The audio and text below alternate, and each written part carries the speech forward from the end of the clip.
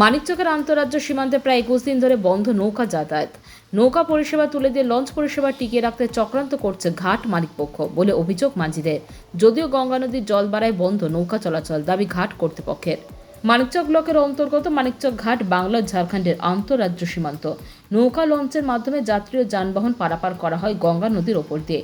প্রতিদিন দুই প্রান্তের প্রায় কয়েক হাজার সাধারণ মানুষ নিত্য প্রয়োজনীয় কাজে ও চিকিৎসার সুবাদে যাতায়াত করে। শুধু তাই নয়, প্রায় শতাধিক যানবাহনও পারাপার হয় লঞ্চের মাধ্যমে। মানিকচক ঘাটে প্রায় 35টি যাত্রীবাহী নৌকা 3টি লঞ্চ পারাপার করে।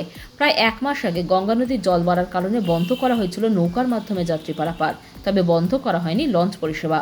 বর্তমানে গঙ্গা নদীর জল স্থিতিশীল, তারপরও প্রায় 21 দিন ধরে বন্ধ করে রাখা হয়েছে নৌকা পারাপার। নৌকা মাঝিদের অভিযোগ, নৌকা বন্ধের ব্যাপারে মালদা জেলা প্রশাসনকে জানালে তারা বলেন নৌকা বন্ধের কোনো নির্দেশ নেই। যদিও নৌকা নিয়ে ওপার ঝাড়খণ্ডে গেলে পুলিশ দিয়ে তাদের পাকড়াও করা হচ্ছে বলে অভিযোগ। ঝাড়খণ্ডের মালিক কর্তৃপক্ষ প্রশাসনিক সহায়তা তাদের নৌকা জোরপূর্বকভাবে বন্ধ রাখার চক্রান্ত করছেন। স্থানীয় মাঝি বিশ্বনাথ ঘোষ, আমরা ভাঙন কবলিত এলাকার বাসিন্দা। পূর্বপুরুষের পেশা নৌকা চালিয়ে দিন যাপন হয় পরিবারে। প্রায় 21 দিন ধরে নৌকা বন্ধ থাকায় পরিবারের আর্থিক সংকট দেখা দিয়েছে।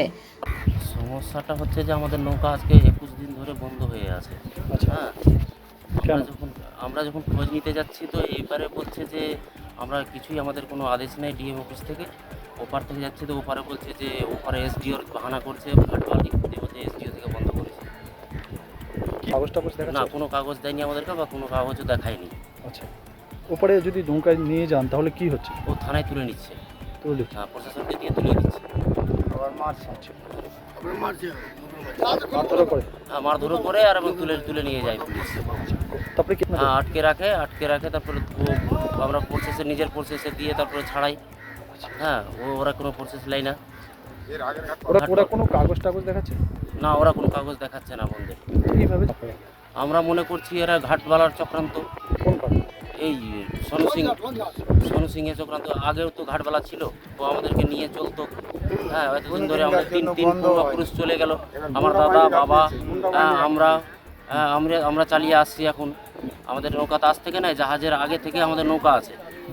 হ্যাঁ, আমাদের ঘাট মালিক চক্রান্ত করছে।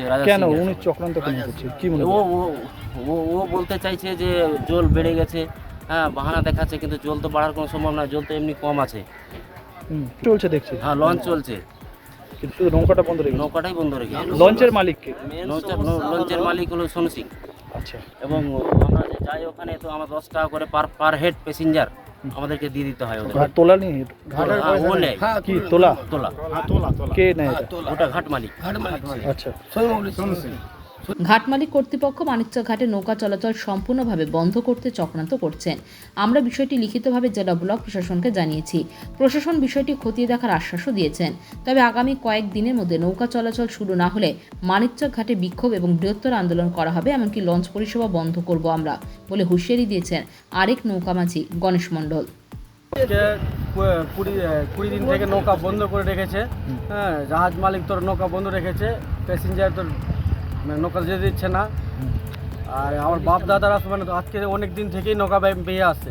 মানে মানিকচক ঘাট বাঁধ থেকে আমরা প্যাসেঞ্জার নিয়ে গেছি এর আগে বাবা আমার দাদারাও নৌকা চালিয়েছে। মানিকচক বাঁধ থেকে প্যাসেঞ্জার নিয়ে গেছি, কোনো অসুবিধা হয়নি। আজকে এই গুন্ডা মালিক এসে নৌকা সব মানে মাঝে মধ্যে করেই বন্ধ করে দেয়। হুট করে চালাচ্ছে, আবার হুট করে আবার বন্ধ করে দেয়। একটু জল বাড়ছে কি বাড়ছে না, নৌকা বন্ধ করে দিচ্ছে। কিন্তু লঞ্চ কি বন্ধ হচ্ছে? না, লঞ্চ বন্ধ হচ্ছে না, লঞ্চ মানে চালাচ্ছে আর নৌকা বন্ধ করে দিচ্ছে। ঢুকিয়ে আছে, লঞ্চও ঢুকে আছে, লঞ্চ বন্ধ করছে, লঞ্চ চালাচ্ছে, নৌকা বন্ধ করে দিচ্ছে। এর আগে লঞ্চ চলতো, বন্যার সময় লঞ্চ চলতো, বাস থেকে আমরা প্যাসেঞ্জার এনে দিয়েছি, ফেরি হিসাবে প্যাসেঞ্জার এনে দিয়েছি, কোনো অসুবিধা হয়নি। আর আজকে হঠাৎ করে নৌকা বন্ধ। কি বলবেন? আমরা এরকম নৌকা 3 দিনের টাইম নিয়েছে, যদি চালু না করে দেয় তাহলে আমরা বিক্ষোভে বসবো। কী করবো? লঞ্চ বন্ধ করতে হবে লাস্টে। লঞ্চ বন্ধ করে দেবেন? হ্যাঁ, কী করবো তাহলে? বিক্ষোভ করে লঞ্চ বন্ধ করতে হবে। Bureau news Bangla Times.